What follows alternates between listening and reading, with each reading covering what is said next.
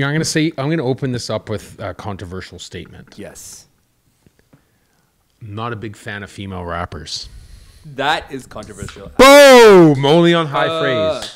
And the reason why I say this is not derogatory to female rappers. It's because I'm gonna really I might even have to edit this out that I didn't say this. But I feel that women rappers try way too hard because rap is still a man's, like, I hate to say it, it's still predominantly a male sport. Mm-hmm. And a lot of female rappers have come up really big in the game, and they have because they're talented. Mm-hmm. But the less talented ones, mm-hmm. like the one we just watched, yes, is horrible, dude. Trash. Yeah, and I think it's propelled. Dude, the male side is just the same. They propel male side's garbage. I would say there's probably more horrible male rappers than there are female rappers. Yes, horrible female rappers. 100%. And I would say that, and you know, to backtrack a little bit, because it's what I do. I backtrack a lot. I would say that, you know, the good female rappers are genuinely better than a lot of the male rappers. Agreed. You know what I mean? Like, let's just take, I don't know, Migos, for example. I fucking hate Migos. Dude, when I had to play Migos, what was the Bad and Bougie? Bad and Bougie. I think so. That was that song, right? I haven't heard any of their Dude, music. I went to hey, Alexa, play Bad and Bougie.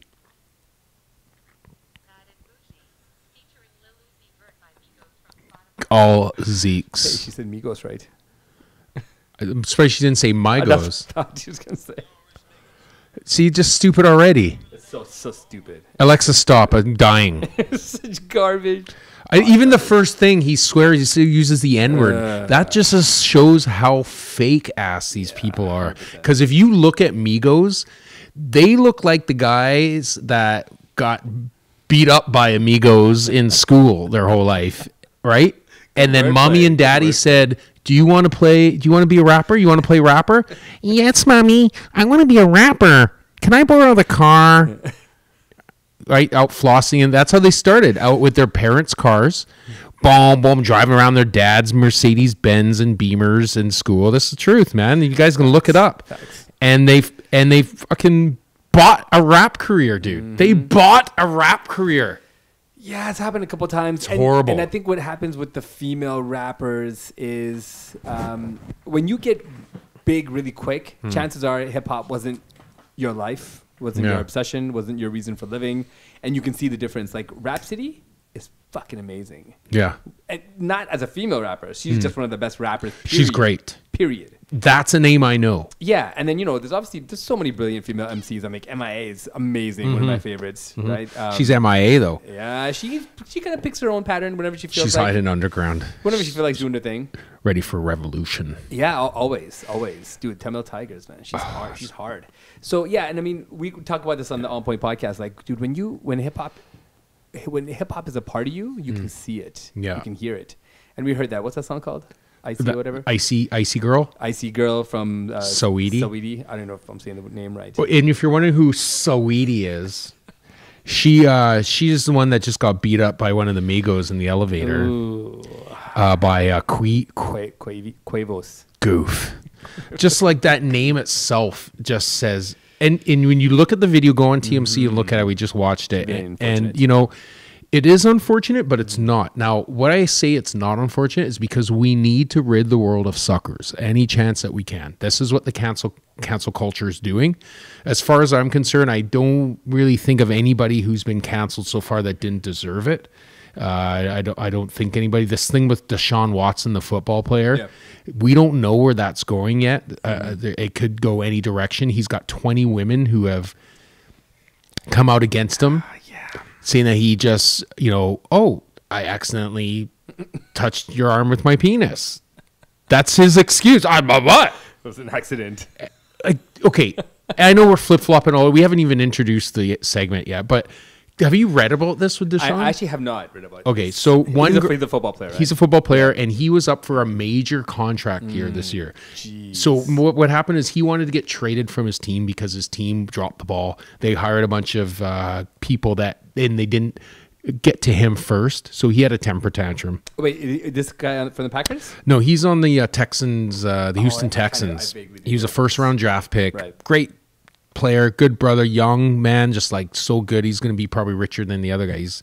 But he was looking for a new team. He was getting sacked a lot. They weren't winning, so he just blew a temper tantrum. Is entitled. Yeah. Came from a very entitled family, right? And now all of a sudden he wants to get traded and all this. And as he's trying to get traded and they're trying to find the ultimate deal for him, like to get the ultimate amount of money they can.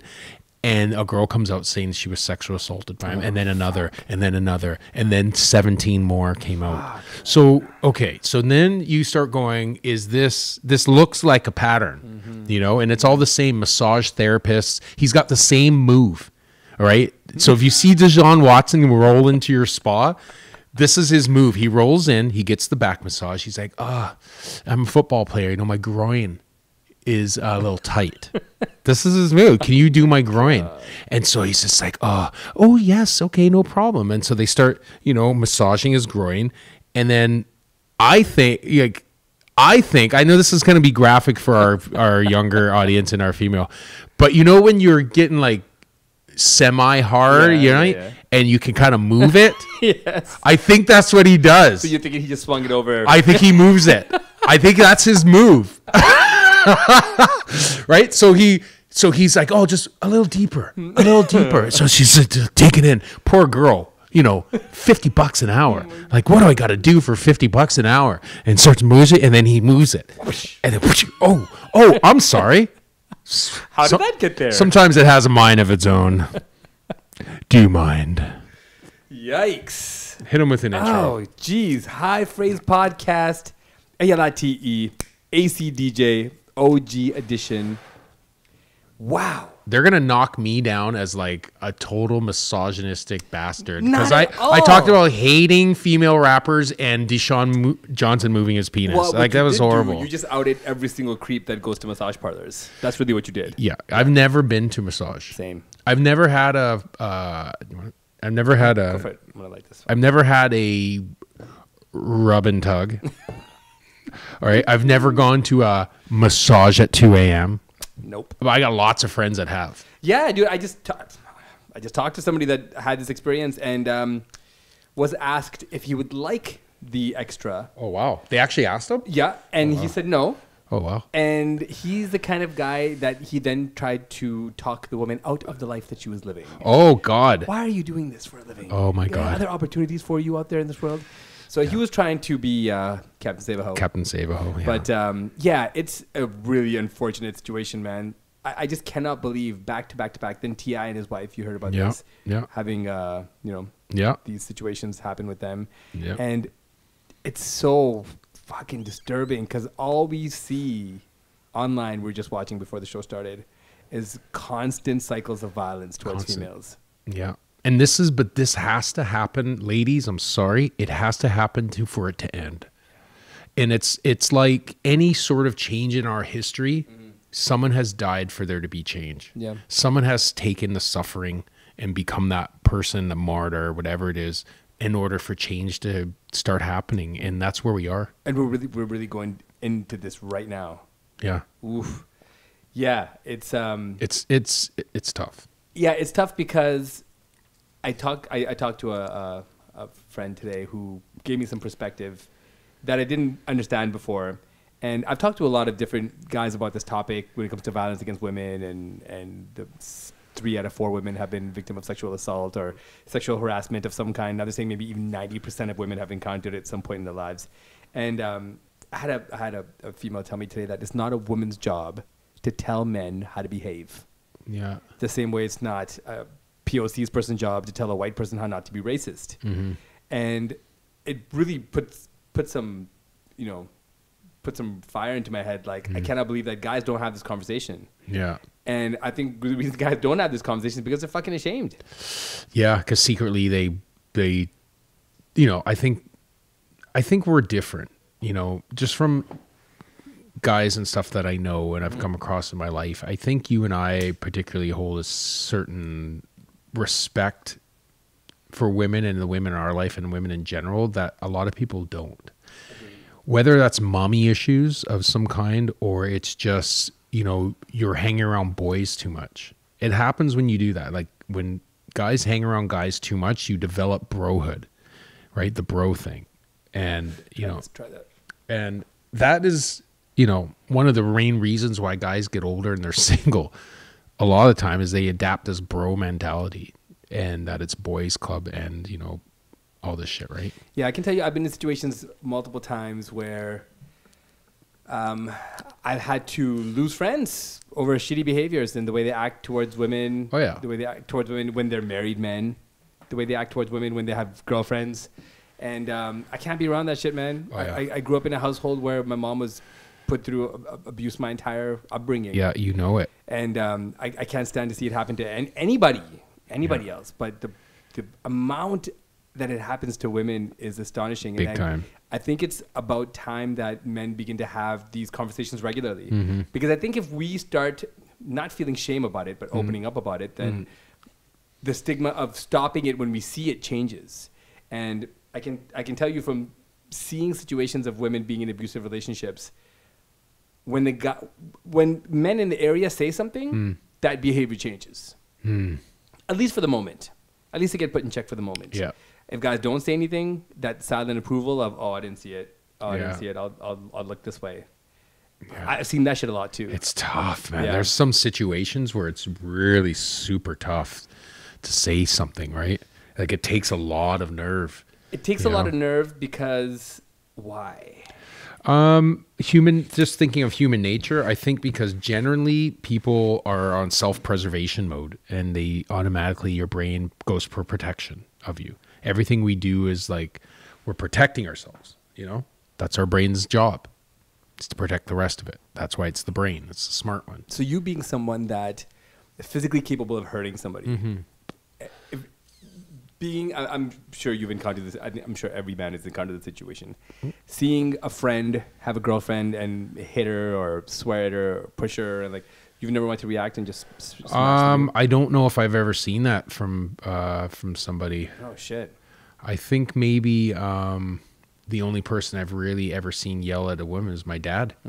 Is yelling at my mom. Oh wow! And I know that's fucking crazy, but. Like I've been in prison where there was like prison visits and a guy and a girl go off, and that's not really the place to step up and say something. No, you know what I mean? In prison, that'll carry with you. Well, you don't have your own freedom there, right? So yeah, it's hard to defend someone else's. Yeah, and it's a little weird because then they get there's rules and stuff to that, right? Like you can't get involved in people's lives. Like there's stupid rules. Right? Yeah, and that's I think that's some of the shit that has to change, the bro code, the man code, whatever the fuck you want to call it. I think if you hit a woman, beat a woman, mistreat a woman, any kind of that kind of abuse, I think we got to start taking that word man away. Yeah. Yeah, I don't think you're a man. Yeah. That's boys' behavior.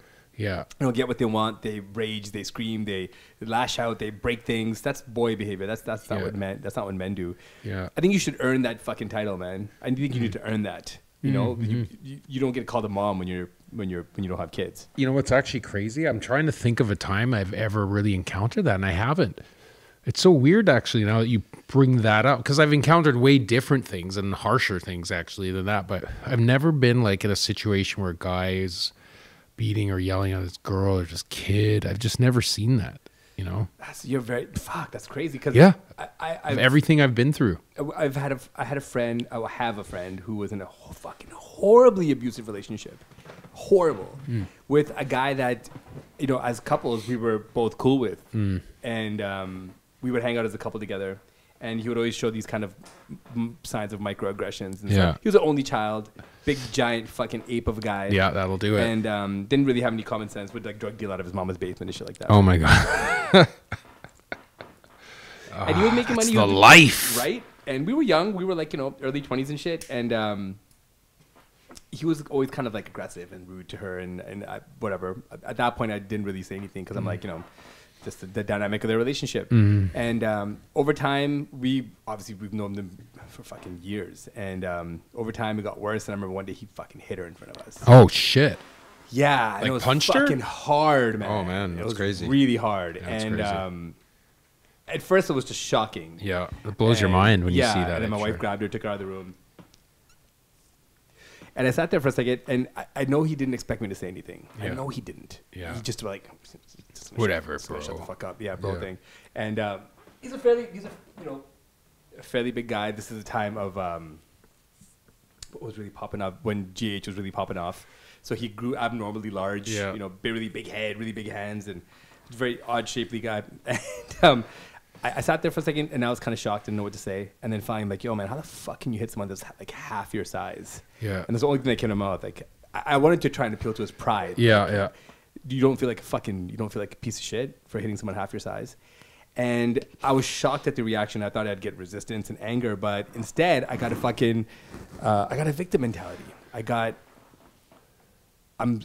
He took on a victim mentality. He took on a victim mentality. That's crazy. I don't mean to do that. I just get so mad. My dad, never really taught me how to be a man and all this other shit. And Holy. yeah, and I was shocked because I didn't expect that to be crazy. the first reaction. That's really crazy. Yeah, and over time, I mean, obviously they're not together anymore. She finally got sick of it and found an incredible human being that she's with now. But I can honestly, out of all the times that I've seen it happen, which is unfortunate that it's been so many times, and the Indian community is pretty prevalent. I don't want to say spousal abuse is prevalent, but controlling of your spouse is prevalent. It seems like that's what it is. It's it's the refusing to give in control, right? Any power.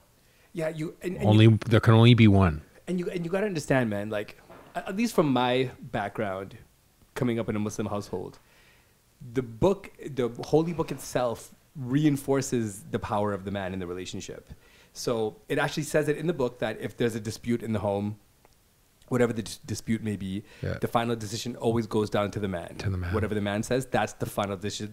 That's what goes. Yeah. And I mean, it starts from the woman being made from the rib of a man and all this other bullshit. Like, they ingrain it into the book that women are essentially meaningless outside of giving birth. And the only times that it places reverence on women is when they're giving birth and when they're moms.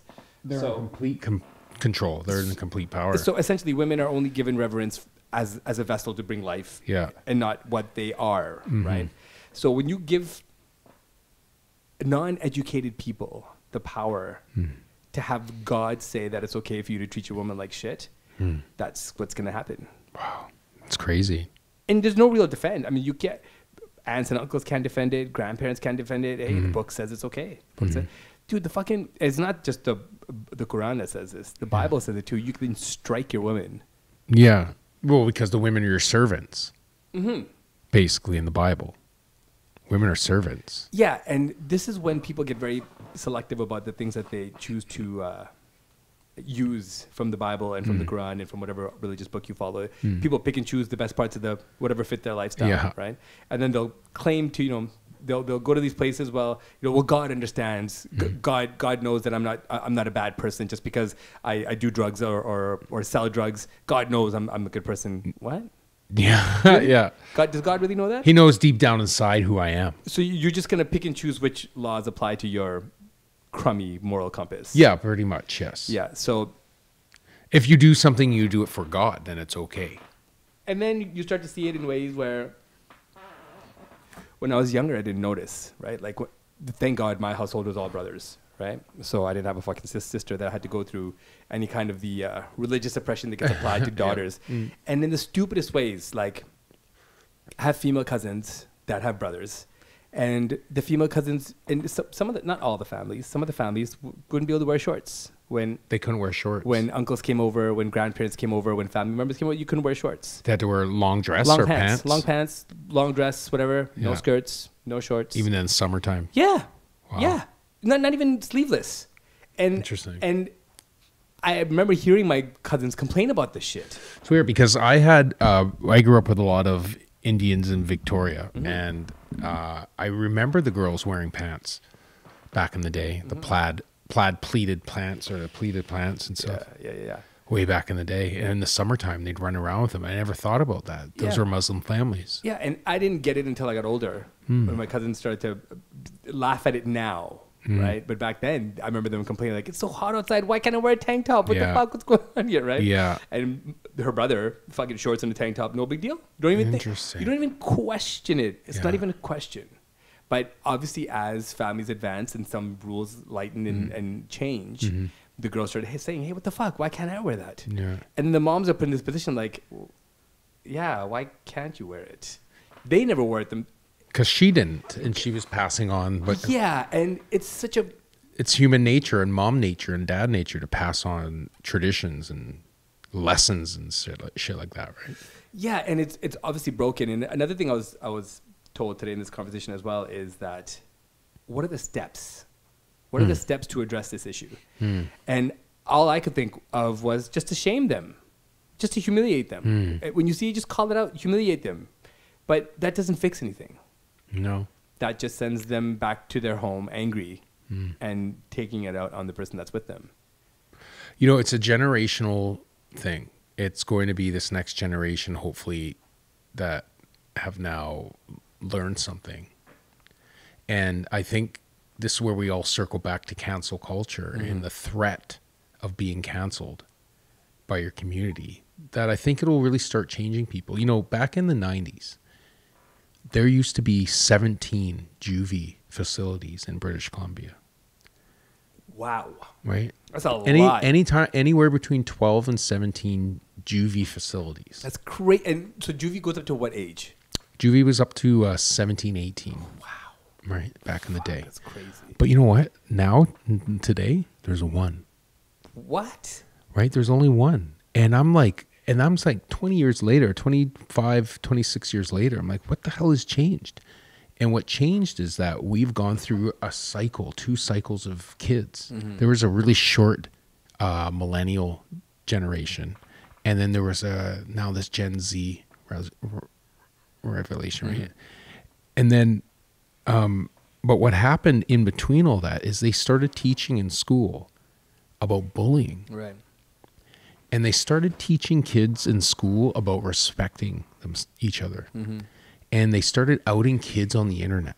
And, you know, all the suicides that happened and these kids got punished and people mourned children. We started mourning children in the early 2000s. Shootings that happened in schools. Yeah. You know, I mean, suicides. Like, we got used to mourning kids. Those were the sacrificial lambs to teach us that we needed to stop being violent. And we needed to start focusing and teaching kids manners again, right? And to respect each other. And what happened, dude, is they created less juvies. So do you think that a part of it is, okay, so they create less juvies. What are the actual numbers as far as how many people are in the juvenile detention system? Well, what I know is because I know some people who are still kind of involved with the system, right? We're all older now, right? I was in the, I know guys who used to work as juvie guards that are still juvie guards. In some form or fashion. They're still working the system all these years later. So, you know, I've ran into them once in a while and I'd say hi. And they would tell me, it's like, yeah, man, it's different now. You know, like back in your day, there were hundreds of juvies. Now he's like, there's like a handful, 20 in the province. Weird. Yeah. He goes, they've trained the kids from an early age. So now they started seeing, back in the day, juvies were like 13 years old. They started getting into juvie. But even before then, there were signs, you know? Yeah. And so they used to go, that kid's bad. Remember, put him in the bad kid class. For sure. Yeah. And right. And then you go in the bad kid class and then, you know, and then fucking, you know, you just get bad. You get more bad. Yeah, right? dude. End up in juvie. The high school I went to was all that. Yeah. John Oliver had a bridge program Badass. specifically for kids that no other schools would take. Yeah. And hopefully try to, you know, help them at least get their GEDs, right? That was the thing. The alternative schools growing up, alternative classes. We had one on John Oliver on our soccer field. Yeah, they put him in a fucking in a portable. Yeah. Because if you're gonna fucking scream and yell, I want to do my homework. You don't want that shit happening in the school, right? So check this. I was in 17 schools as a kid. Wow, holy shit! We're gonna get back around to what I think the problem is. right? So don't worry, I haven't lost track of that. I was in 17 schools growing up, from age kindergarten all the way until grade 8 or 9. Jeez. Kicked out. I was just a menace, man. I did remember stink bombs, the glass capsules. You broke them. Sure. I did like 10 of them in my school ventilation system. Oh, fuck. Yeah, when I was a kid. Okay, so you weren't a violent, No. abusive kid. You were just reckless. Super creative. So, okay. They tried to give me Ritalin to settle it down. I spat the Ritalin out, So you were and then bored I as fuck. spat it out. But then I started learning that high school kids wanted those. They would buy them because they would sell them to college kids, and so I started saving my fucking Ritalin. Right. I started fucking right, and so when I sold it to them, they would give me weed and shit back. And so my buddies were like, "Oh my God, you got weed." I'm like, "Yeah." All these fucking Ritalin pills. I had no idea. I'm so happy I never took them. So happy. Yeah, that fucking brain altering, Oh yeah, fuck. It's really brain especially altering. at that age. Yeah, it really messed with a lot of guys, right? ADD to the max as adults. But anyways, what I was saying when I was bringing it all back around is that you got to change the thinking in generation. It sometimes takes a couple generations. And I think we're at that point right now where we're breaking through barriers, and we're like, sorry, we got it. This is happening, and the good part is now they're getting exposed. And so if people are treating people wrong, men are treating women wrong, it's exposed earlier now. We're getting used to the exposure part, where it used to be like, keep our quiet, shut the door. Now we're getting used to, no, fuck that, take a video and expose that motherfucker, right? But it's happening too slowly, man. It's happening way too slowly. It's evolution. Yeah. It's happening. And I think we got to start asking the question of, what do you do to propel someone to want to intervene?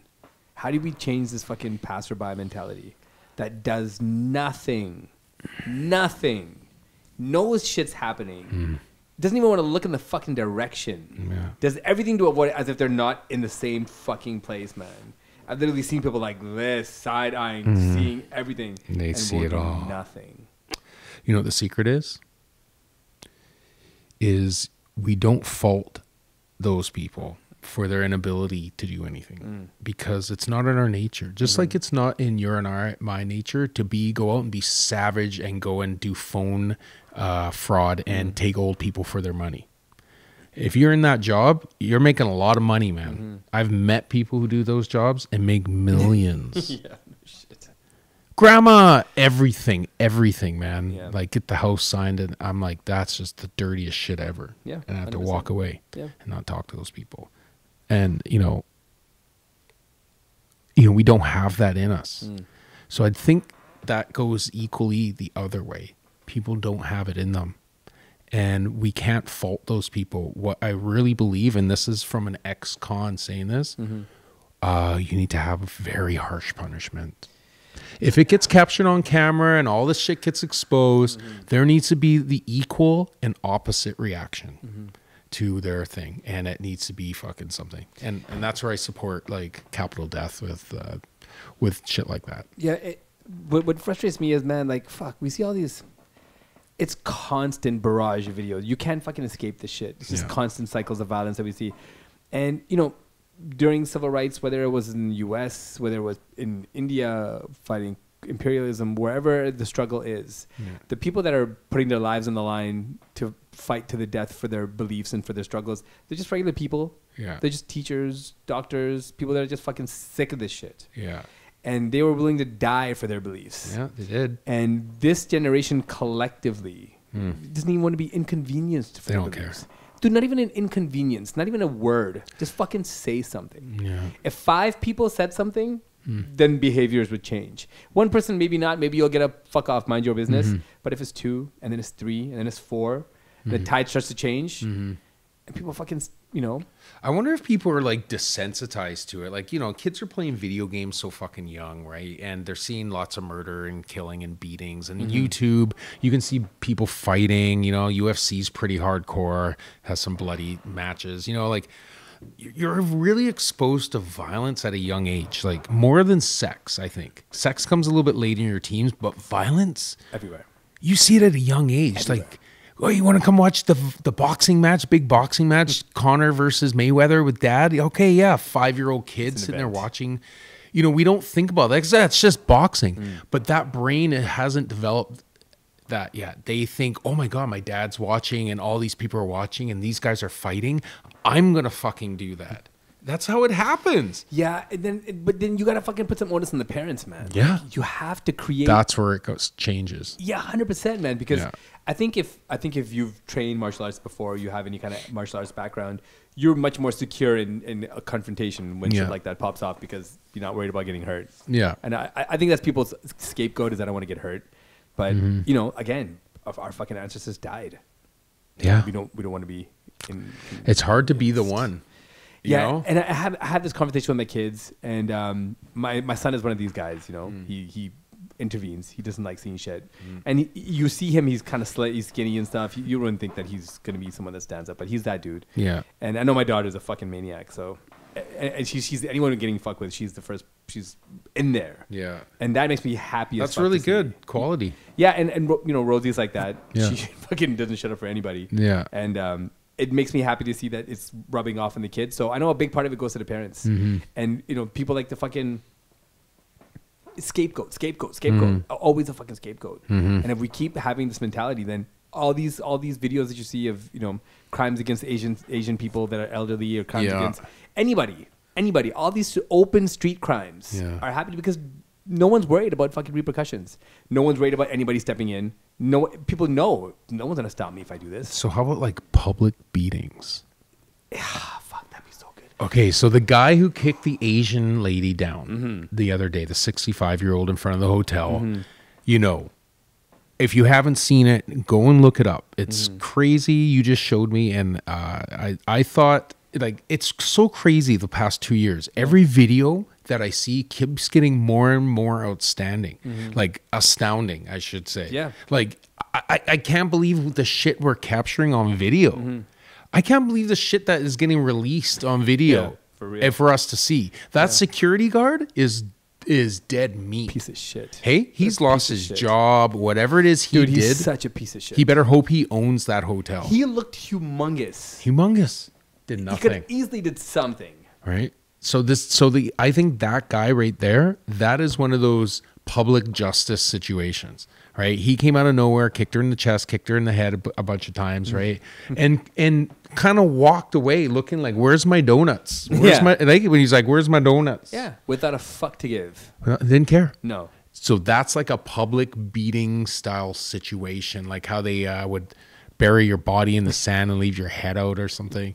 Yeah, they You did get that. pelted with shit. Yeah, for sure. Dude, they were doing that in Afghanistan up until a few years ago. Public stonings and shit. But Makes sense. so the justice system isn't equipped for this kind of punitive punishment. Yeah, it's right? horrible. Cops are shit. They're not going to fix these kind of problems. They perpetrate this kind of violence. Yeah. And I want to horrible. see, I personally want to see situations like this handled by trained fighters. To me, that would make me so happy. You could get a Cajun or a Sal.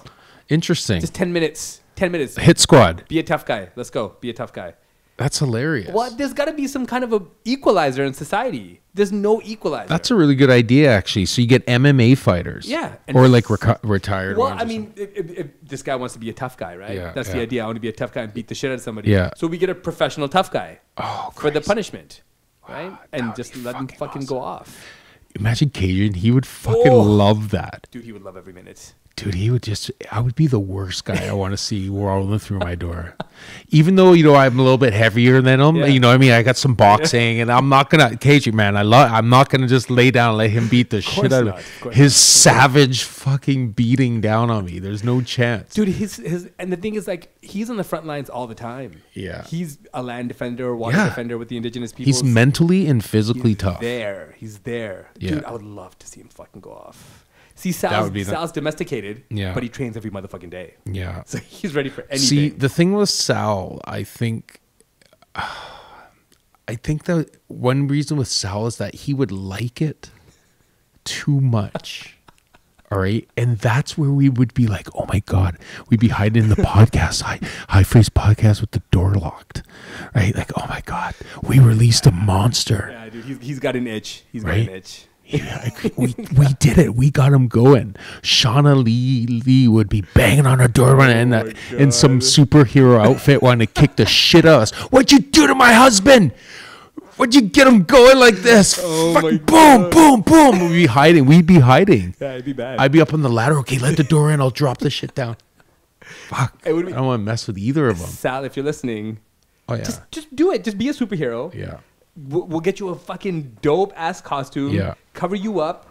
I'll even drive you to destinations where people need to get shit kicked. Yeah. And we'll just let you loose. Dude. We just let you loose. It'd be great. Yeah. Yeah, and to the security guard, you're a piece of shit. Oh Colossal yeah, he's gonna fucking lose his piece of job. shit. And that guy, they see his face. His brother really sucks that it's some black guy, and it's Unfortunate, yeah. a person of color who is, forgetting that the Chinese have been on this planet the longest. They are in, for lack of any other word, they are Indians, Native American Indians, and Canadian Indigenous people who were split by ocean and developed into a different species of human. Have you read *Sapiens*? No. According to *Sapiens*, it starts in Africa. Migration goes to Asia. From Asia, there was the Pacific. Oh, the Arctic migration. So it went the shelf, other way. Ice shelf to the Americas, and then. But I mean, it's all theory. Oh, right? up in Russia and Yeah. up there in the They Azalean used to have an Islands ice shelf or that they could Arcadian cross. They had a Islands. bridge they could cross Yeah, back in the yeah. day. And it all comes from one place. I mean, so all this is happening, and it's also Derek Chauvin's trial right now. Jesus, yeah, I was just reading about that. Have you seen any of the videos from the trial of the people No, testifying? no, I haven't seen all it's that. Fucking heartbreaking, yo. One of the fire ambulance with the paramedics was testifying and saying that she asked multiple times, "Can I just check his pulse? Can I just check his pulse?" And they were like literally shooing her away, like almost demanding her to leave the scene. Wow. And They're gonna fry him. oh, they have to. It's never happened. Yeah. That they fried a cop. Dude, it has to happen. Dude, America will burn to the ground. Yeah. If it doesn't happen. This is reverse OJ. Like, no, I'm sorry. Let me take that back. This is like Rodney King, but this is like legitimate that there's going to be change after this. What we lived through in Rodney King, they will never let happen again. That will absolutely crumble America if they don't get the verdict and they don't fry this cop. Yeah. America will, like you said, burn, dude. Yeah. But this is bigger than Rodney King, man. Rodney King was a pretty big deal when that happened. The day, right? Like, Yeah, it was massive. pretty massive, For sure. right? And they fucking got off. It took over all of our TV in Canada. Nothing to do with us. They got off. And all we did was see it every single news cycle was Rodney King. Nobody forgot that. Yeah. And they're going to make up for it. This is when NBA goes to the Star and goes, don't worry, here's a makeup call. Yeah. That's what's going to happen. This is a Dude, makeup call. I cannot imagine the chaos that would ensue. It's not going to happen. They Yeah. won't let it happen. Yeah, no, they cannot. They cannot. He's got to fucking burn. Oh, and then all these other cops, I guess they all just get off. I don't think so. I think these guys. I know. Are they still on trial? Or? I know none of them are. I know one of them was released from the force. I don't know about the other two. Oh, guys. so they got off with no charges. So far, I think nothing's Wow. happened. Yeah, he's Chauvin's Just the main lost their target. job and you're on your own. Yeah. Dude, there's just social justice, somebody out there that's waiting to do it, and they're gonna do it. Well, it's too big, you know. And just today in North Vancouver, did you hear Yeah, no. about the stabbing? Oh yeah, that was a couple days ago. A couple days ago now. 6 people got stabbed. Yeah, one lady got killed. Oh, well, somebody died, eh? Holy shit! Yeah, there's a lot of things happening in Vancouver. Back to back to back. Yeah, to back there's to a back. lot. There's a lot of violence happening, and they don't report half of it. There's so much violence. Like, Yeah, I don't think they could have reported. dude, I go downtown and I'm like, there's sirens all the time, fucking sirens all the time. I'm like, and people who live in big cities right now are like, whatever, that's normal. Yeah. It's not normal. No. Sirens all the Shouldn't be like time is that. chaos. You shouldn't be living like that. It's crazy. Yeah, there's got to be some kind of community. Fuck, I hate using the word policing, but some kind of community policing, some kind of community support. Like, like the Black Panthers were doing in their communities. They were policing the police because of the constant raids, constant violence against citizens. And they took arms and started to defend the people like from the cops. That was the reason why they were all hunted and killed, right? Because they were sticking up for oppressed people. Something like that has to happen in the cities. In major cities, there has to be some kind of a what do you want to call it? Okay. I hate to say what I'm about to say because I've already put both my feet in my mouth already on this podcast, and I'm going to attempt to put whatever else I can shove in my yap right now. And I'm going to say that I really like what China is doing. I never thought I'd say that. I really like what China is doing. Right? Where? What part? That's like saying I like dirty diapers. I like dirty diapers. I really love the smell of fresh, dirty diapers. Oh my God. Okay, so what part of China? I love the fact of their social currency and this system they have with a fucking million cameras filming everything. And now people are like, hell no, I don't want to be. Look, we're heading to a society that's going to require less policing and more choices. It's like, clickbait, right?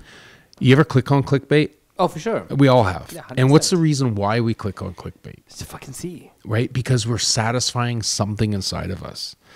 It'll see something that's like, oh, really? I need to know that answer. I need to see that picture. I need to watch that video. And you sit through the ad. Right? And then you get to the fucking thing and you're like, Jesus, I didn't need to know that. But now you're getting advertised to something that you just talked about, 20 minutes ago. And now there's an ad for it on your phone. It's creepy, man. Yeah. We're headed to that. We are already there. And, we click because we're satisfying something. So if you are in China walking around and you really value your social credit or your social standing in that country, because if people know what I'm talking about, when you're in China, in Beijing, they have the camera system and they film your face everywhere, facial recognition system. Your faces are all in a computer bank and they watch everything you do. And if you have this number that, closest to 1,000 is the highest and 0 is obviously the lowest. And if you do good things, your social standing goes up some numbers. Yep. If you do something wrong or they catch you doing, driving wrong or something like that, then you lose points. It's fucked up. It's like a video game. It's like you're like, okay, I'm gonna leave, and like if it would be me, if that was me, I'm like, okay, motherfuckers, just watch. I'm gonna help a woman across the street, right? I'm gonna fucking pick up some garbage. You read my mind. Yeah, that's what it would be. There'd be crooked ass motherfuckers with 1,000 points. It's like a player in NBA 2000. NBA 2K, you just jack them right up to nice slam dunks from the 3-point line, right? But yeah, then what kind of society do you want to build? Like, you want people to act a certain way, so you give them this belief that acting this way will help you be a better person, but that's not the person that they are. Well, I think it's more like if you're a homeless person and you do something nice and that increases your social standing. When you walk into a store and ask to use the bathroom, they'll look and say, you know what? He's got a good high standing, respectable guy. Okay, man, go ahead. You are looking at it from the best possible point of view. There's no rose-colored glasses. Yeah, because but you got also in anything in life. Yeah, there's going to be the evilness. It's anything, man. Like our phones are great, but they're watching us through the phone. 100%. You know what I mean? There's smoking weed is great, but wait till you hit 99 years old and you're fucking sucking air. I'm gonna be 99. Right? If you do, I'm going to live to 120. So Jesus. Oh, well, that's a whole other conversation. Are you gonna sip the juice if they give you the option? To live a little bit longer? Become a vampire? Maybe. No, probably not. I'll do it naturally. Huh. I'm gonna be that old man where everyone's like fucking half robot. Oh, you're one of the old species. Yes. You're still alive? Right? Like, shut up. Shut up, hybrid. You're gonna be a half breed. Yeah, right. You still probably procreate. We have mental sex. I just had an orgasm while I was talking to you. Like Demolition Man. You remember that? Oh, is that what? Oh yeah, Demolition. Yeah. When Stallone and Sandra Bullock put on their VR headsets and had sex and didn't touch each other. That's gonna happen. It's fucking terrible. It's gonna happen. Man. Well, I mean, like, I don't want to live that long because the world's going to be fucked up. Yes. The world's already pretty fucked up. Yeah. So 40, 50 years from now, we'll be kind of reaching end of life. And then, I mean, scientists are saying by then, you'll have the option to live forever. Not in the meat suit. Yeah. You know, probably in some shell. I think they'll find a way to transfer conscious. And I think what it's going to be is if you can get the chip inserted in your brain quick enough to start storing data. Right. And if you get it while the brain is still young and functioning and you can start storing data, that creates the artificial conscience. And over a period of years, it will create and it will hold all of your essence in there. Because the essence is truly what you need. So you think that's it? That's all that we are? It's bits and bytes? Yeah. That we could be transplanted? I think computer data is the same material as us. When it all breaks down, we're all atoms. It's all the same material. So it should be able to transfer. That's all we need to learn is how to transpose one form of the atom into another. Right? We're learning how to split it. Now we need to know how to convert it and change it. And use it. Yeah. Sounds like you don't believe that we have a spirit. No. Fuck no. Oh, shit. Spirit? What do you mean? Like some gift given to us by a higher being? Or maybe not a gift, but something that separates us from whatever this body is that we hold. I think it's possible to do that. I think that some people have reached a higher conscious where they're able to transfer their essence into something else. I think that, like, you know, I believe that there are species on this planet. Just like there's the girl that can touch her tongue to the tip of her nose. You know who you are if you're out there. You know you can do it. You know how many girls are trying that right now? Guys too. They're like, yeah, I can do that too, man. Fuck. Don't do it. It looks really bad, right? But there's somebody out there that can transfer their essence and their thinking and their conscience to something else. So you're calling it an essence. Yeah, you know what? I think that in the end that it's kind of like when you're born, you have no personality. And over time, you develop personality. And then over time, you develop swag and character, and you develop confidence, and you develop, you know, all these things. That's why old men are walking around all the same like old men. They're all like all fucking swagged out old men, right?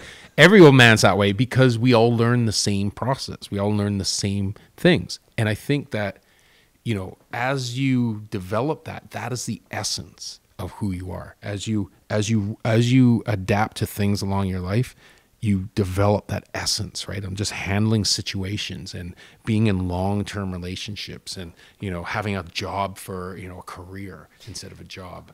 You know, those are... You believe it's like a collection of experiences that builds what... It's like your personality type is really your essence, you know, like... Have you met a lot of babies? Have I met a lot of babies? Yeah, I have actually met a lot of fucking babies. So have you ever met a baby that you feel like is way more in tune than others? Yeah. Why do you think that is? Personally, because I think that this is a fucked up thing to say, okay? And you can hold me to it. But I think that the experience of birth and a connection that's made at birth with the mother and child, I don't think happens all the time. I think that there is a connection that happens between the two. Like they experience the pleasure and the pain of it together because they're still connected. And I think that if something like that happens with the baby, I think that baby gains the knowledge and the essence of the mother, right? And it's a weird thing. Well, it's weird, man. And I've always thought this, like if a baby is born traumatically, as they struggle through life, and they're always becoming a success story. Well, why would it be a success story if you were just born? But they always seem to make an issue of like problems at birth and then made it, right? Like you always hear those stories, right? Interesting. Because it's a struggle. When you have problems at birth, you struggle. It's because you haven't made that connection with your mom. Now, some babies are born and they're just like you said, like, there's something in their eyes. Yeah, they're just in tune. Like they smile and they look at me like they know me. All this. That's the essence of the mom. Because the birth, they were so connected during the birth that baby hence now has the essence of the mom. And it usually, you know, becomes an old soul. They use that term. Oh, that's an old he's an old soul. I've said that to kids before. That's what it is. It's a good birth. And I bet you if you talk to the moms and you ask, how was the birth? Nice and easy. I'm going to ask. Do it and come back next episode and let me know. Well, because I've been around so many fucking kids, and when you're part of like an Orthodox religion, your perspective of life and death is very different because you attribute it to a fucking heaven and hell, and it's just lunacy, right? Yeah. You have a fucking afterlife, going to heaven, and all that other bullshit. Yeah, so, it doesn't exist. yeah, it's just nonsense. So over the years, I started to kind of feel like trying to reconcile what the fuck this is. I'm always, there's always some kind of thinking, because I write a lot and I try to write articulately and try and be philosophical and keep it in rhyme patterns and just do unique things with raps. And you start thinking about things, and I'm always trying to reconcile what the fuck happens afterwards. Always. Okay, I have a theory. What are you thinking? Have you ever heard about in the Bible how they always say 144,000 people are going to heaven? Yes. It's something that the Jehovah's Witness really hang above your head if you're trying to believe in a God. You're out shopping for shoes and shit. You see Christianity, you see Buddhism, you see, oh, fuck, you know what? That fucking Sikh, that looks really good. Taoists. And then, down here on the bottom shelf usually is the Jehovah's Witness, just fucking sitting there smiling, waving up. With the Mormons. Yeah, with the Mormons sitting down there, right down the bottom shelf there. And you looking at all the stress and the commitment that comes with this. And you know what? Just come on down here. You don't even have to call him Jesus. Fuck. You don't even have to fucking call him God. Don't bother. Fuck it. It's Jesus. Right? Like, you got all these... I forgot what it was. So you're saying that it's all over after this. Okay. Anyways, 144,000 they say. Yes. Well, my belief is this. You remember back in the 90s, they had that kid that was the Buddhist monk, that Nidu Gadaruku, that guy's got a crazy name, and the Chinese kidnapped him. Oh, I kind of vaguely remember this. Right? Because they said he was the second coming of Buddha or whatever, right? And they've said that about a few guys, and they've let them live, like the guy in the forest that lived there, right, for a couple years, or went a year without eating or whatever. Yeah. Yeah. Had an IV pack probably in the whatever it was, right? The guy and the kid that floated, or the guy that was floating and he was in the forest, right? Remember that guy, right? That shit. Just came and went. Yeah. But this guy, the Chinese took it fucking for real, and they kidnapped him, and he disappeared. He hasn't been seen. That was since 93, I think. Shit. 95, I think that was. Gotta look into that again. Yeah. And I think that the true meaning of life is, and it's why we love sports and games and video games and shit as a human species. It's innate in us to play games, and because life is a game. Your life on Earth is a hopeful 100-year game that you're playing. And the end prize is enlightenment.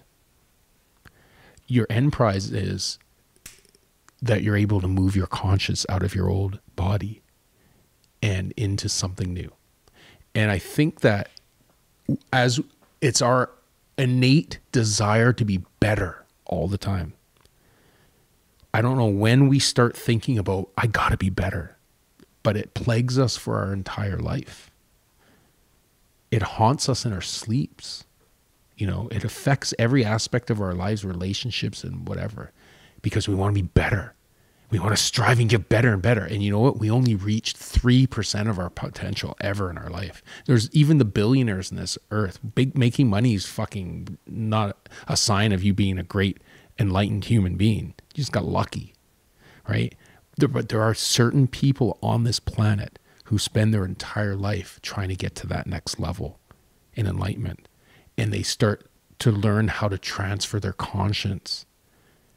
Whether you call it spirituality or you call it like fucking, I don't know, magic or like voodoo with nonsense or whatever.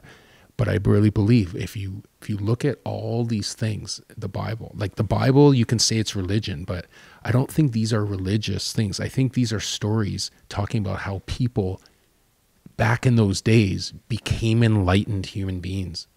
And I think there's very few. And that's why I think only 144,000 make it to, quote, heaven. Heaven isn't heaven up in the clouds and shit where there's a God. Heaven is you being able to transfer your conscience because you have become that enlightened to your next life. So you do believe there's something after? Yeah, but for the other 99% of the people that are, trying to do this, we're just fucking worm food. It's over. If you don't accomplish this task on Earth, come on. There's no God. Okay?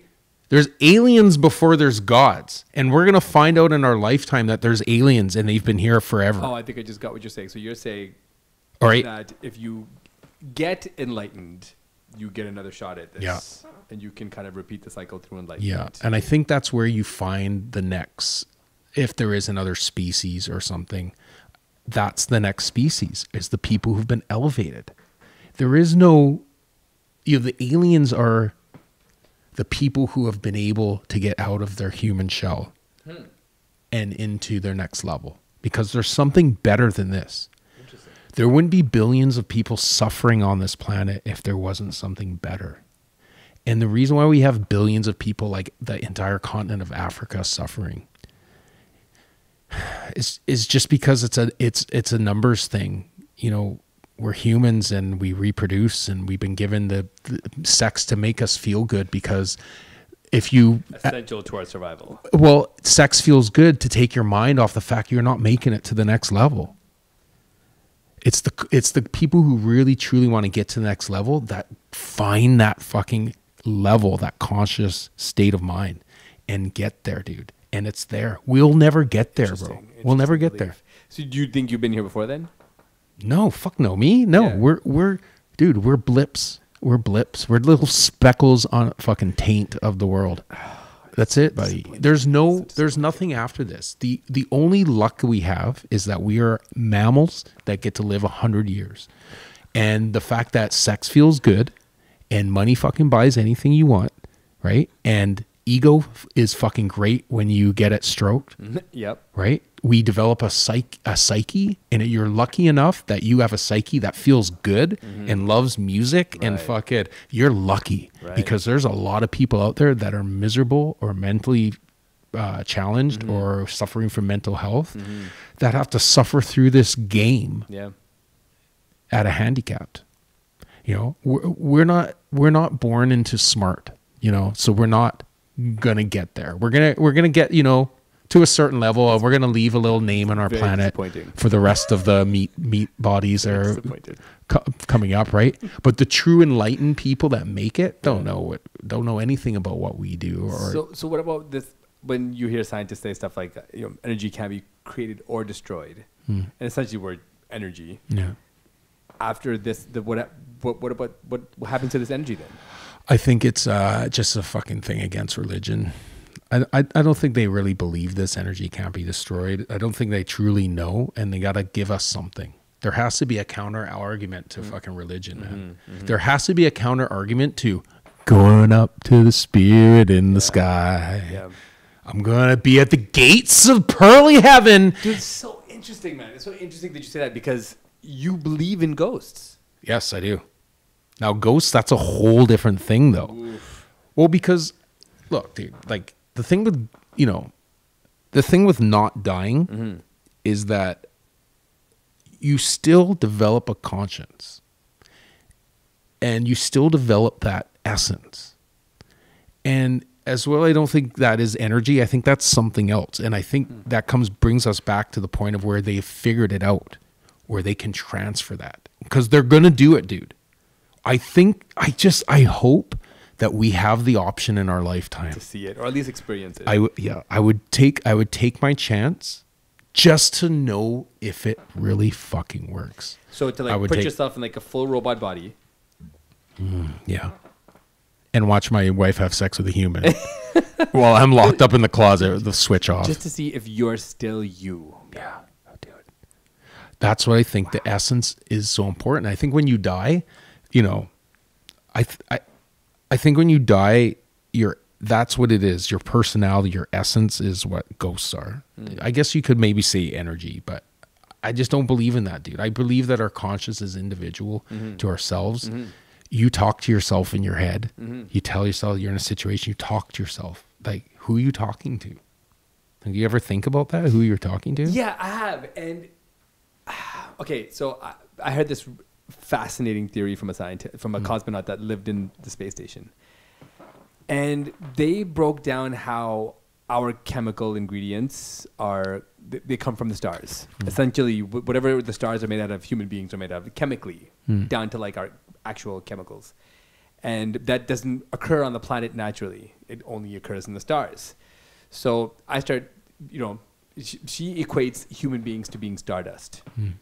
So the idea that we are physical manifestation on Earth of the stars. Because there's billions and billions of stars. And there's billions and billions of lives. The stars never stop. The fucking life on Earth never stops. And to me, that seems like the one logical argument that I've heard. Like that's where we die, we become a star? We end up back in the stars. She's watched too many Disney movies. She lived in space. That's in space. Okay, that's like living in a brothel and saying making love is for fucking idiots. Okay, like no. That's just too fairy, and I understand. Okay, so she's been to space. Here I'm going up against Mensa. Great, all right, great. But no, dude. That's just too. That's too fantasy-ish. Okay. We become a star.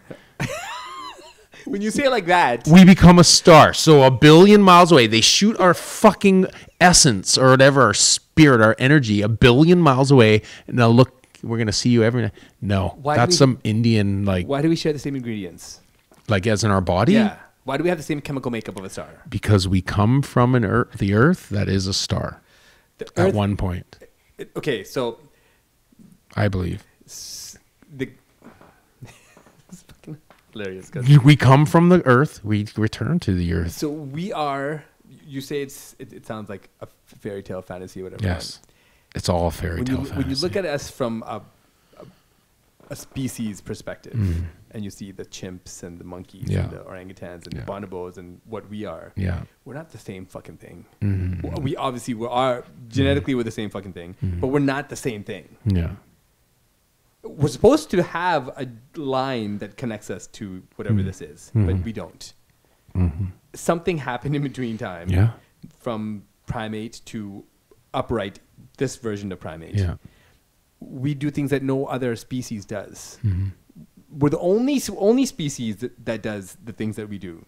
You think there's nothing profound about that? No. There is a species way ahead of us in evolution that has been through what we've been through. Oh, for sure. And okay, listen, I believe that this rotation around the sun, the sun is a gravitational star that is sucking and burning in planets over millions of years. I believe that's what's happening. And I believe that just like how this species right now is trying to go to Mars to colonize a planet, that 1 million years ago, the same thing happened. 2,000 years ago, the same thing happened, dude. And I believe that, they transferred over and they evolved from that. I think what evolved onto Earth was what we are, this form. But I think our next evolution and the next, 1 million years or whatever, 2,000 years, that human is going to be that next level human. And I think they already exist. They're already probably a fucking planet ahead, and back. Yeah. Because distance-wise, we don't know what's beyond. Time are equate differently in space, right? Yeah. Like we're getting closer to the sun. That's what global warming is. We're getting sucked into the sun, and they know it. They've been told by the aliens. The aliens are like, listen, this is what's happened. We figured this out 1 million years ago.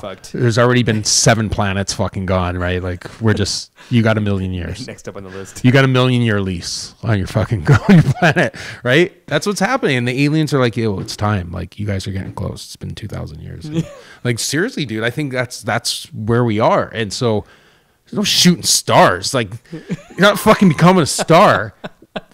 Our entire species is going to burn. Check.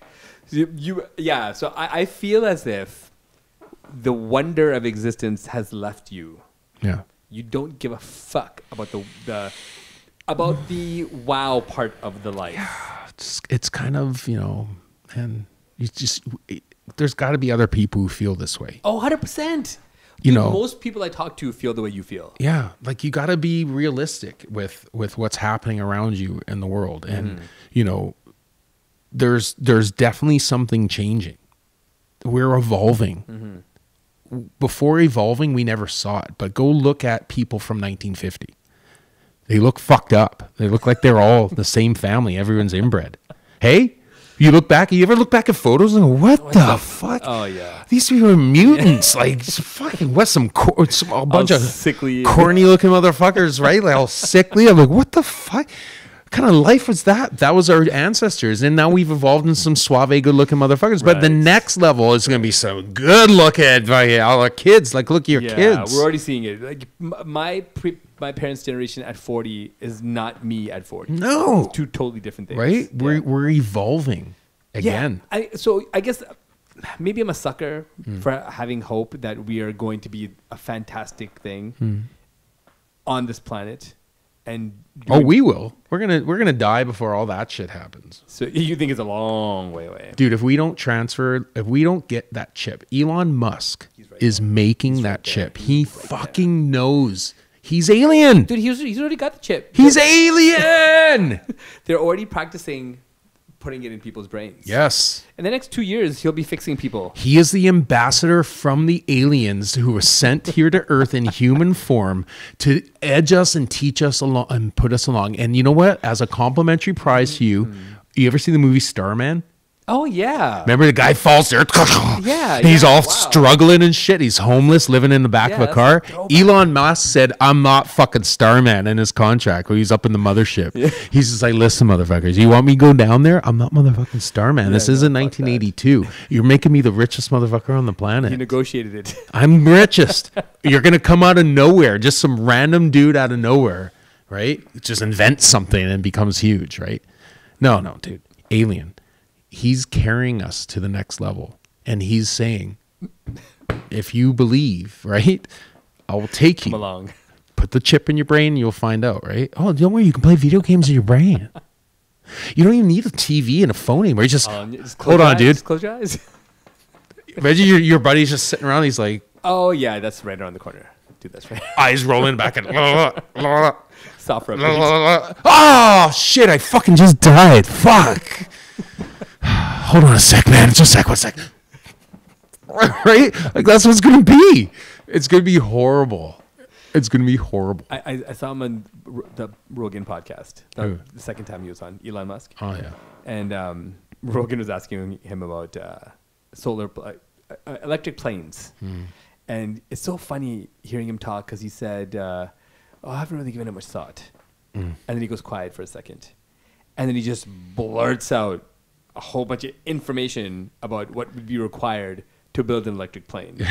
Dimensions, windshield, and just listen, what the fuck? Yeah. You just said you hadn't given it much thought. That's how long it took you to give it thought. Yeah. For you to just... And the interesting thing about the way he was thinking is he was creating obstacles for why it wouldn't work and then talking through them on how to make it work. Yes. And it's wild because I've been reading about Nikola Tesla for a long time. And Tesla was an inventor that didn't require blueprints. Interesting. So everything he built, he planned it in his head. Yeah. And then built it. That's crazy. And if it didn't work, he would rework it in his head and fucking build it. Psychopath. Yeah, he was next level. Yeah. Right? I was telling enlightened. I was alien. He's got this story which is so wild. And you know how scientists have these eureka moments that they always talk about. And one of his many was he fucking put his hand on the earth and he felt the frequency that the earth vibrated at and recorded it. And at that time, science couldn't prove him correct. And it took like another 100 years before science could prove him correct 100 years later. Oh, wow. He just did it off the fucking touch. Superhero, man. It's special people. Yeah. Like, and you have to believe, if you don't believe in ghosts or you don't believe in energy or spirit, whatever, special people exist. Like, we've seen athletes who are phenomenal, and that's just in athletics, but we've seen phenomenal athletes. We've seen phenomenal like people do crazy things, climbing Everest and shit, like just swimming across the ocean. Like it's crazy shit, man. There's a lot of things that people do, right? And you know, those are special people that have a heightened sense of whatever it is they're good at. Those people who have the ability to have a heightened sense of conscience don't talk about it. They know the danger of it. Do you know those people? There are those people that have remember everything from the day they were born. Yeah. You can say, what were you doing on March 9th, 1985? I was, sitting in a classroom and right. They just ridiculous. Know that memory. Mary Lou Henner, the actress, has that. Right, she can read a script and just once. Gone. That's beautiful. Right, she's made her a perfect actress, but she can remember any day of her life. Right, and that's a phenomenal trait that only a few people have. You don't think you could work towards that? Build that? Yeah, I do think so, but I think it takes, like, if you're not born with it, then I think you people search their entire lives. Like, think about nuns and monks and these people who search. They've been lifetime. I think they buy into the theory that there's a higher level, but they're like the minions. They're like, I want to get there. I want to get there. Oh God. Right. And they spend their whole, but they're not the ones, it's that kid that gets kidnapped by the Chinese and that was the one, and, I don't know who you can say famous. Like, I don't think people like Gandhi or anything like that. I don't think they were anything like that. No. I don't think the Dalai Lama is there either. I think the Dalai Lama is not real. No. I think just a token. I think there's some indigenous people out there that are super strong we've never seen because they're so humble and true to Mother Earth, and they don't want the glory and fame. It's not meant to be shown. It's not their job. Their job is something bigger on that planet, right? And I think there are people like that. Yeah, we know some great people like that for sure. Yeah. Right. And I think those people reach that consciousness that's necessary, and they choose where they can go. And that's where I think reincarnation comes in and gets twisted over the years. Oh, you get reincarnated as a dog. Well, maybe you choose that when you reach that higher level. You're like, because there's symbolism behind that animal, to the Chinese. There's some symbolism there. So that's why I want to become a butterfly, and you choose that. And I think that's the fucking thing, dude. And that's why I think religion makes so much money, because we have captured the imagination it feeds of that people side of you. That there's something bigger. Everybody wants that. Oh, there's something bigger. Yeah. It's like front row tickets or nosebleeds. Front row. Of course. Right? You just gotta have it. Break yourself for it. Right? And they do, man. And that's why you can't ever, I don't think you can live your life in accordance to what you think happens next. I think that you have to adopt a common belief, or like a belief system, and just go with it. And I think the most important thing that you have is your own conscious mind. All you can do is make that strong. And if you can somehow reach a conscious level that you get over that plateau, maybe you're the fucking golden child, right? And you can do it. Then you do it. And you know who did it? Francis Ngannou. Oh, man. Whew. Who's going to ever beat him? Oh, it's so hard. It's so hard. I like Derek Lewis fighting him next. That's fucking awesome. Yeah. Their first fight was, I don't know if you saw their first fight, but nothing happened. Yeah, no. They were both scared of each other, which is weird. They're both like... He was really, really young, or fresh. Yeah, He was really fresh. They're both super tentative. They didn't really touch each other. Yeah. And fuck, man. He hits Stipe, and I think Stipe for the first time in his career was like, what the fuck? He can take a punch, that guy? Oh, wow. He can... Dude, the first round when Francis hit him and caught him like right behind the ear, I thought it was over. Yeah. Because he stumbled, but he just kept moving forward. And you could see Francis for a second. There was like a moment of hesitation, like, what the fuck? Yeah. Just hit this motherfucker hard, and he just kept coming. Yeah. And I think Stipe just barely survived that round. But it was bad. That second round was amazing. So I'm a little weird. I sometimes watch UFC fights in slow motion. Oh. And if you ever get the chance to do this, like the quickies, the 1-rounders, 2-rounders and stuff, watch it in like half speed. Oh, I'm going to now, for sure. Because you start to see the fighters thinking before they throw the punches and kicks. Fine-tune. Yeah, dude. You start to see it in their eyes. And I watched his thing in slow motion yesterday. And I was like, dude, for one, the guy doesn't jiggle. Yeah. He's rock hard. He's rock hard. And when you watch him in slow motion, he's like, does this kick? It's just like, there's no like fat at all on him. He's got a big lower body. He's got big legs, big butt, big quads. He's just a big kick them right in the head. Yeah. And when you watch in slow mo, you're like, you see the right? Like that's like, geez, you can see the force behind Stipe it. is a tough motherfucker, man. And that punch at the end, which was not talked about. It's not okay, dude. The fighter's job is to keep going till the ref stops you. Bottom line, Yeah. right? On the same card, Sugar Shane O'Malley Yeah. went to a 3-round decision. He did the opposite thing. He landed a knockout blow. Dude hit the ground, and Shane O'Malley did a walk-off. But the fight wasn't over. Oh, the guy got up. back up. Oh, wow. So now, instead of possibly being able to finish him right there, Yeah. now he's got to finish this round. Did he win decision though, or? Yeah, but he had to go the whole 3 rounds. Yeah. Well, you know, And then it happened wanna be again in a the champ. third round. Happened again in the third round. He dropped him, walked off. And I mean, I thought it was over too. Yeah. But the dude hit the ground, got back up. But you can't walk off. T2. And Francis didn't fucking walk off. Francis, like, you're staying down. I guess, you know what? I guess you're right, man. Like, you gotta fucking finish the deal, right? Yeah. So, Herb Dean's got to get there. I mean, it can't. It's so hard to say because I don't think he expected Stipe to drop like that Yeah. and his legs to go out from Yeah. under him. I think the second that he saw his legs go out from under him, then Herb made his move. Yeah. Francis was already right there. Yeah. And then the fucking hammer came. it's crazy. So, who has the opportunity right now to beat him? John Jones. That's what they're leading to, is John Jones. They want to, Yeah. but Jones wants a payday. And he deserves I it. cannot blame him.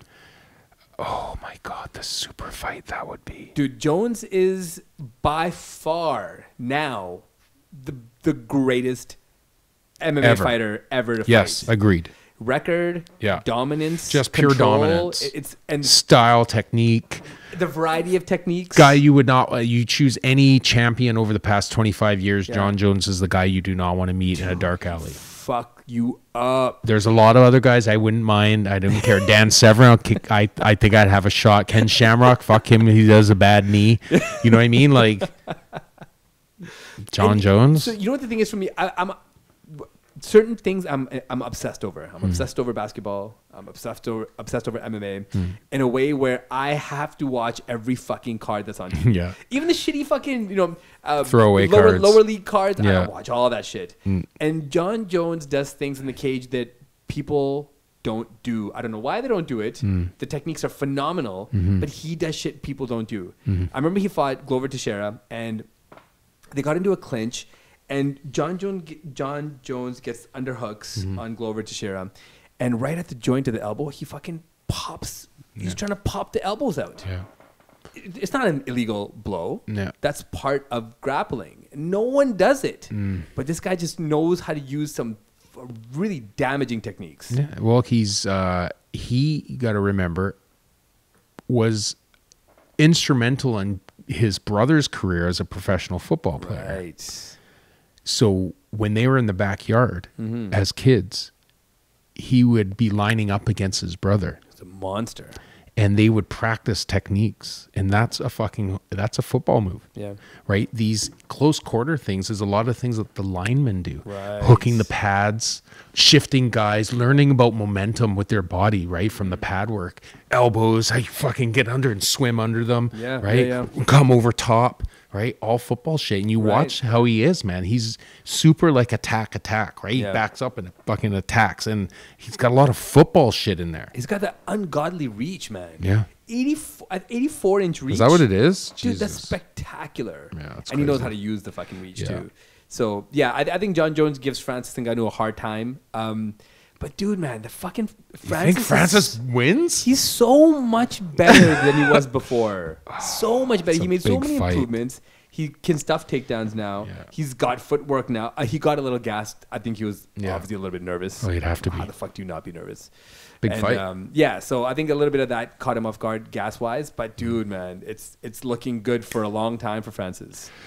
I say John Jones beats him because of pure grit. I don't believe that Francis has that next level, and I think John Jones does. Oh, he does. I think I don't think that I think Francis, if he got into a real incident, he would call the police when the fight was over and have the man arrested like in the movies, whereas John Jones would bury the body. John Jones, he 100% would bury the body. He would call his homies and say, "Hey, yo, fuck, man, they pulled in Dude, Impala." that guy. Cops pulled him over. He's like, "Hey, are you John Jones?" "Yeah, man. Can I get a picture with you?" "Yeah, no problem, officer." Right? He'd be smooth and callous and be like, "That body's gone." But this motherfucker gets caught doing everything. So he would leave a trail and eventually get caught. Yeah, but that's his mentality, and I think that's the X factor. Yeah, it's the X factor. Another sad part of the card, Tyron. Oh, nice couch. Tyron Woodley, just done with. Oh, sad. Yeah, Vicente Luque ended him in a bad way in a career. Yeah, and I think it came down to him no longer wanting to take punches because he rocked Luque in the first round, and he should have been able to finish him. But Vicente Luque weathered the storm, knew he could, and then fucking buried him afterwards. It's not a good look. Oh, yeah. Yeah, and then... That was a tough one to watch, actually. Yeah, because I like Tyron. I like Tyron Woodley, man. He's a good fighter. He's a good dude, but yeah, he just didn't have enough. And I don't know if you heard, but Anderson Silva's fighting again. Boxing fight. Of course. This is the thing. The butcherization and the fucking clowning of boxing. Our oldest sport, the very first sport ever to be televised and fucking filmed. You know what I mean? Like, people have been fighting since the beginning of time, man. Boxing is now just becoming a joke. So you don't like this shit? You don't like the celebrity shit? I mean, I'm Anderson's not a celebrity. He's a fighter. Yeah, but he's a fucking celebrity in boxing. Yeah. I enjoy it. I won't even lie. Yeah. I think Tyson fighting Holyfield, great idea in the LOL league, and I think it's fucking awesome, right? And I like Jake Paul versus Ben Askren. Yeah, I think that's great. Yeah. I think fucking Jake Paul will actually win that fight. Mm-hmm. As fucked up as that is, I think he will. I think he should. Yeah, I think he should. Ben Askren's hands are trash. Yeah. I mean, they're saying he's training with Freddie Roach, but dude, he's an old man training with Freddie Roach. Yeah. You can't build boxing skills being 40 plus, going against a 20-year-old that's been training Jake for Paul years. Doesn't care. He's like, knock me out or I'm going to try and knock you out. 100%. He's going to swing for the fences. He's a YouTuber, guys. Yeah. He's not like a guy who's like, oh, I'm going to have this long boxing career. He's like going for likes and follows. Let's go hard and quick and fast like my career. And has created a culture with this. Mm-hmm. What the fuck is all the thing here? Don't please ignore the not selling it. All these fucking things. Very good visuals. It's from my old. I must say, it's very good visuals. Oh, there's my group. Yeah, these are flashing through my photos right here on my group. I'm gonna let this go. I don't know if a dick pic comes up. I guess we'll just deal with it. Oh, that's a very nice. That's cool. But yeah, no, I personally I want to see Ben Askren knock his fucking head off, but I don't think that's gonna happen. No, it's not. I would love to see him take him down though. That'd be dope. If Jake Paul came in with the punch and Askren just fucking took him down. It's all setting up for Jake Paul and Floyd Mayweather. That's happening, right? Still. It postponed because they weren't happy with the reception that the fight got. Well, then it'll be Conor. Dude, nobody wants to see that shit, man. Well, Floyd, it's a joke. Okay, I'm not a Floyd fan for a few reasons. I just don't like the whole showing how much money I make and swimming in money, all that bullshit. I don't like how he mistreats women over the years multiple times. Yeah, oh yeah. And girlfriends and shit like that. I hate that shit. Dude, you're a fucking boxer, man. Your hands are weapons. Yeah. But as a boxer, dude, very few are better than Floyd Mayweather. Mm-hmm. I don't think he's exciting to watch. Mm-hmm. He's a defensive fighter primarily. Brilliant defensive fighter. Mm-hmm. His slips, his movement is fucking second to nobody. But I'm not really a fucking fan as is. So to see him go up against these fucking whack ass celebrities, it's buffoonery. It almost seems like. Well, what's buffoonery are the people that buy into it, because you have to understand something about boxing, the history of fucking the sport. It's so crooked, man. It's the most crooked of all the sports because it's not really sanctioned. It's an individual with an individual making deals, and booking fights. Well, it was run by the mafia for a long time too, right? Yeah, and then they submit it to the thing. They're like, okay, this looks good, and the commission signs it, and you got a match. There's no like real board making the fights and everything, right? Like, it's really crooked, dude. Dude, Sonny Liston was paid by the mafia. Yeah, and it still happens. There's so much money. I believe it. Dude, what is happening is something that people won't even see. Listen, the McGregor and Mayweather fight was fixed 100%. You think it was fixed, really? Yes. Floyd Mayweather bet on the round that he won in. He dragged it out. Oh, that's what you mean. Oh, yeah, for sure. And I think McGregor was in on it. I think he told him, listen, buddy, I think he said behind the scenes, like, yeah, man, it's going to be a good fight. And McGregor's like, yeah, I can't wait to get in there and just start boxing with you and I'm going to hit you and you're going to hit me and the crowd's going to love it. And he's like, hey, yo. Hey, man, pass me that joint. You've been holding on to that shit and talking, waving it everywhere. Give me that. Floyd would be like, listen to me, man. This what's going to happen, all right? All you got to do is stay on your feet till 10th round, all right? That's it. I'll knock you out. And then I'm just going to knock you out.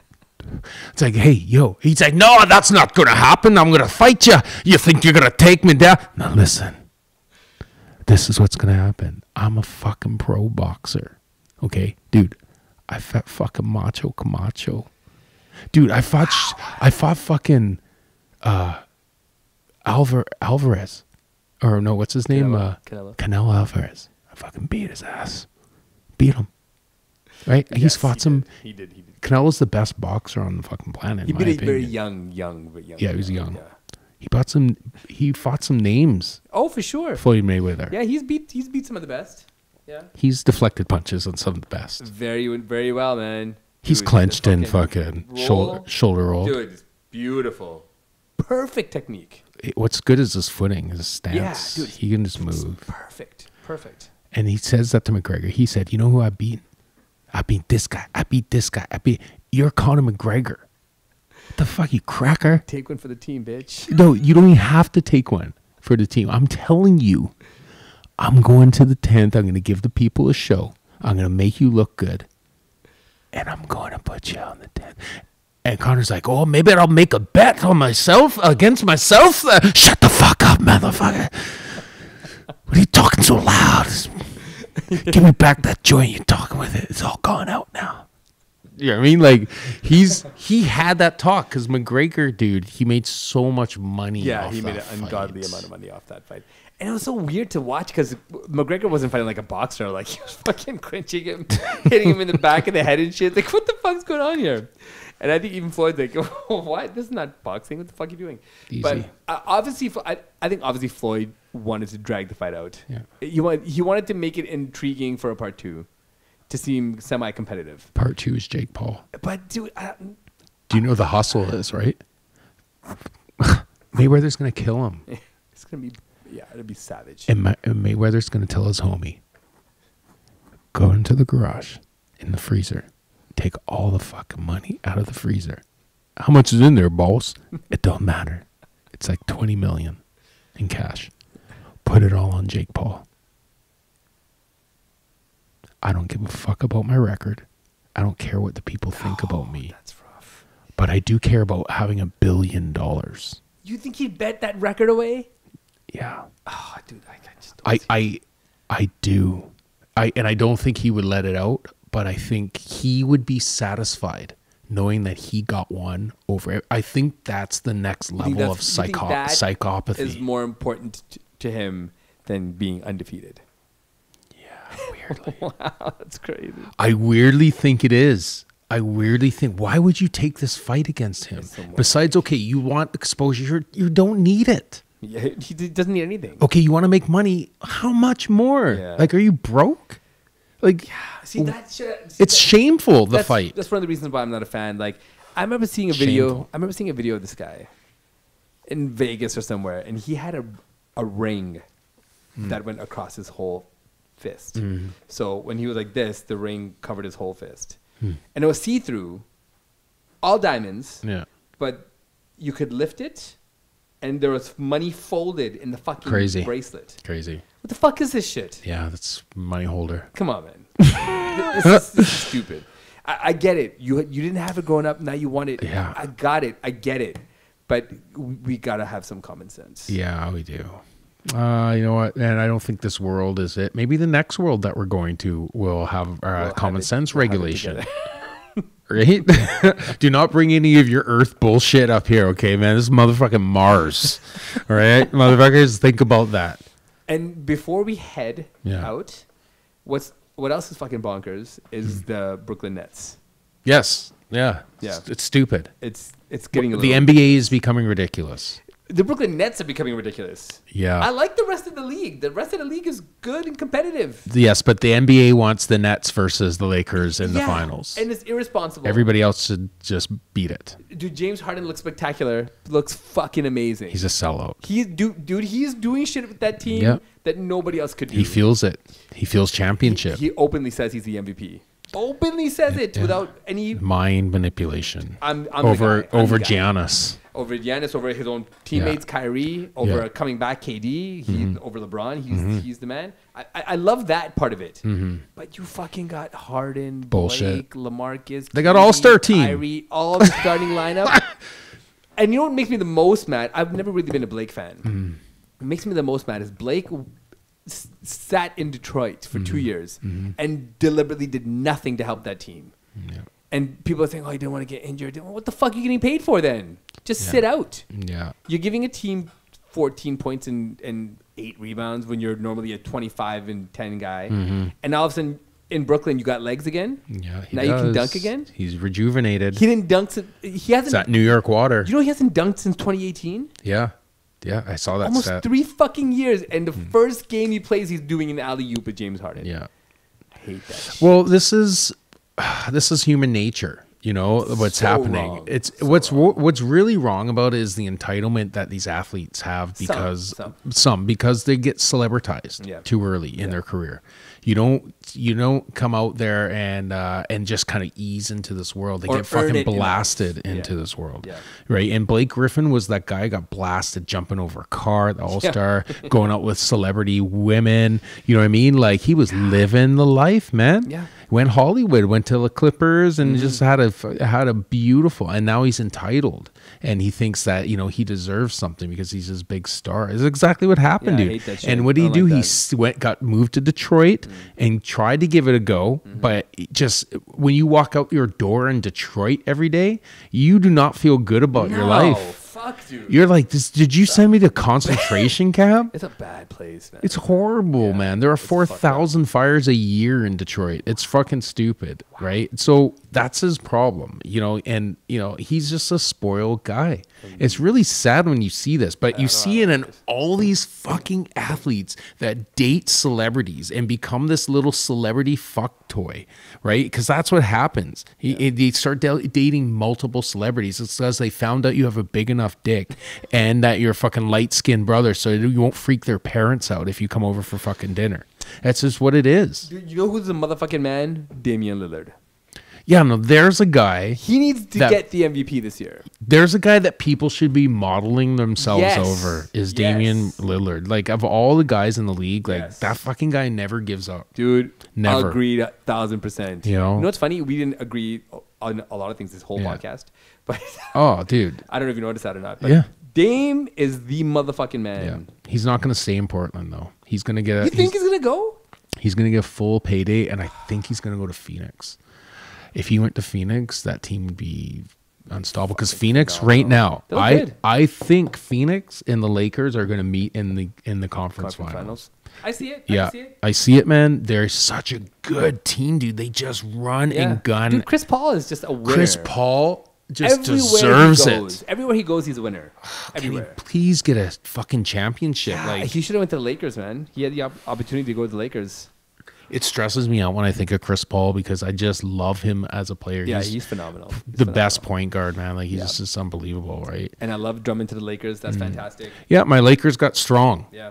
My Lakers. that. The thing is, as you get into the playoffs, you have to be able to bang down low Yes. against guys because it becomes a Yes. half court game, big time, right? Dude, Drummond is perfect for that. He's perfect for that. There's really, with AD healthy and LeBron healthy, that's going to be a tough team to build. Yeah, beat. I don't think the Nets could take the Lakers in 7 games, Mm-hmm. even with their current competition. And the only reason I say that is because once you get to the bench, I know you got Joe Harris coming off the bench, and that's Mm-hmm. great. But the Lakers bench looks really good. Yeah, they look good. Or they're holding it together right now. Like, Yeah. you know, they're not winning every game. They're losing a bit, but Hard when you're missing LeBron. yeah, and they're 5th in the West right now. It's Yeah. really funny though. The Knicks are like 4th in the East. And they're just barely over 500. Yeah, it's so weird how I love the it. East. Julius Randle, man. Big props. He's fucking killing it. Looks fantastic. There's like 3 strong teams in the East. Yeah. It's it. not a good it's not a good conference. They got to switch it up. They got to switch the conferences up. And they got to make the top 16 records make the playoffs. That's it. No regions. Whatever the top 16 records are, that's what makes the playoffs. That would be really fair. They That's how should it should try be. that one year. That's how it should be. Then the best teams make it. Yeah. So you go 1 against 16, 2 against 15, Pretty much. like a round robin. Yeah, I mean, Or I like think that's, or you just mix up the basketball. brackets. You know, just create brackets and just throw them into brackets. They're doing the play-in again this year for the teams that are Oh wow. close to the 8th seed. They can do a play-in for the Oh, playoffs. wow. Same thing they did in the bubble, Yeah. which is cool. It'll make some competitive games closer to the end of the year. Yeah. Yeah. What's something the NBA could do to really just kind of improve the NBA? I think where they're headed is amazing. Hmm. They're doing great things with the league. The players are the stars. That's how it should Hmm. be. I don't really think they have much to improve on the fan side of it. I think they got to get rid of a lot of the stupid technical foul calls. Mm-hmm. I think they got to reform some of the reffing. I think the reffing is kind of shit, Mm-hmm. and I think that's been proven time and time again. You can't give players technicals when they express themselves. Yeah. These are grown ass men, Yeah. full of testosterone. Yeah. At the peak, Coming from inner performance. city, a lot of them, Right? you know what I mean? How they And- communicate is different. Yeah, and this is where they have the most control, and they're Yeah. at the peak performance with their bodies, and these guys are yelling and screaming. You gotta fucking let them yell and scream and just I deal think with so. it. Yeah. If they're not being Sport. aggressive and like attacking people, there's nothing wrong with a little stare down, man. Mm-hmm. There's nothing wrong with that. It keeps shit competitive. Yeah. And if you're gonna call that shit, then call it across the league because Draymond yells all game, all game. All right. So who do you got in the NBA finals? Who are the 2 teams? Right now, Lakers or Nets, And what do you think's the finale? and I think Lakers could take them in 6. What's the X factor? X factor is Anthony Davis. Really? They yeah. don't have an answer for him. Unguardable and okay and So they have to go pure perimeter against the Lakers to beat them. yeah, so they have to go all perimeter, and I think the Lakers have enough bodies for speed. Kyle Kuzma's fucking fast. Caldwell Pope's a good defender. THT's a good defender. Dennis Schroeder's just spectacular. LeBron's gonna get a lot of rest from Yeah. now until the season until he's back in the league, back Yeah. in the Lakers. That's heartbreaking for the hate Nets seeing if they lose. Like that's hard. This team was built to steal this championship from LeBron. I think it's disappointing, but I think it's okay because you put that much talent on a team in fucking 5 months and expect them to win. That's a lot of pressure, man. It's a lot. But you know, the thing that's good about Aldridge is he's not a real points guy. He's a rebounder, right? He's like low defensive maintenance. guy. He's low maintenance. He's gone. How old is that? He's only like 32 or something. Yeah. Like he feels like he's like 40. Dude, his shooting percentage is phenomenal. He can Yeah. shoot from everywhere. Yeah. So Lamarcus is going to be a problem. A lot of teams are just they're gonna have to give something up. The problem with the starting lineup, you can't double team anybody. Yeah. You can't leave anybody open. No, everyone's really good. Everybody can score 30 on that team Yeah. easy. That's Yeah. fucked up. Yeah, that's crazy. They're gonna punish some teams when they're all healthy. They're gonna have to get strong. Lakers gonna have to be running laps and shit, man. Yeah, we're gonna have to see some spectacular playoff basketball. Go see LeBron's trainer. And don't sleep on Denver with Aaron Gordon. Yeah, that team suddenly got really good, sneaky good. Well, they were great last year. Mm-hmm. They made the conference finals last year. The Lakers just beat them up. Yeah, And now they got Aaron Gordon. that's a tough team. Big. Yeah, I don't think they'll get pushed around the way they did last year. Yeah. That's what was their one Achilles because Jokic is not a big, strong guy. yeah. It's kind of a big, dopey Oh, guy. it's good. I love the NBA after trade deadlines like Yes. this. It makes it really. And the strong. Raps kept it real, Yeah, kept my man in place where Yeah. he should be. He should retire here. Yeah, he and should retire next become year. the head coach after he retires. he should just go next year. He does. He's free agent next year, isn't he? He's on a 2-year. Oh, so one more year. Yeah, but he's playing fantastic. His numbers are great. Yeah, but you know what? Honestly, he's a real big burden on them. They can't really get around that contract, dude. That It's a contract big-ass is, contract. yeah, it's really, but he deserves it. And it's nothing against him. And that's where the business of sport comes in. And some players take cuts and they don't give a fuck because they want to stay. Yeah. And I don't otherwise think he'll do that. And he shouldn't have to. He's Yeah. still young. I think his next season. He's a champ. I think his next season will be his last season. Yeah, and for he'll sure. have a beautiful farewell in Yeah. Toronto. He'll stay in Toronto. Yeah. And I think he'll be in the franchise for life. Fuck, who knows? Maybe the GM one day. Yeah. GM Kyle Lowry. Yeah, they'll send him somewhere. Like he'll go to a good team that's like a near contender. I really believe it. He'll get one more contract. Oh, you think he's gonna play still? Yeah, I do. I think he'll get one more contract. And And that's it. And he'll come back to Toronto afterwards, and he'll have a return to Toronto from another team. This big fucking welcome back. They all get it, dude. Yeah. Everybody gets it. I love how the NBA celebrates their greats. Yeah. Okay. Just in one more thing, I want to ask you this. This is a deep one. I'm gonna put you this before we leave. All right. We got. Yeah, it's all good. What player had the best, in your opinion, number change in the history of number changes in the NBA? Because I was reading today about how a lot of the greats have had number changes, right? And I was seeing something about LeBron and his number change in the night that he went against Dwayne Wade. And that was the night that, remember, Dwayne Wade slammed did that big dunk on Sabonis or whoever it was. It was against the Cleveland Cavaliers, right? Yeah. Against Anderson Varejao. Varejao. Buried him. You remember that? And he, boom. Well, that night, beautiful. Michael Jordan was in the building because Dwayne Wade that night just signed to the Jordan brand, did a big deal. That morning, did a Jordan brand. So Jordan came down to the Heat to watch the game beside Pat Riley, right? Shit. And he was sitting in the front row there. And so fucking Dwayne Wade slammed it, boom. Murdered him. And then turned to Jordan and said, I can't remember what they said. He said, anyways, said some trash talk like, yeah, now you know this is what you got, right? Because he just signed him and he did a Jordan-esque slam on him, right?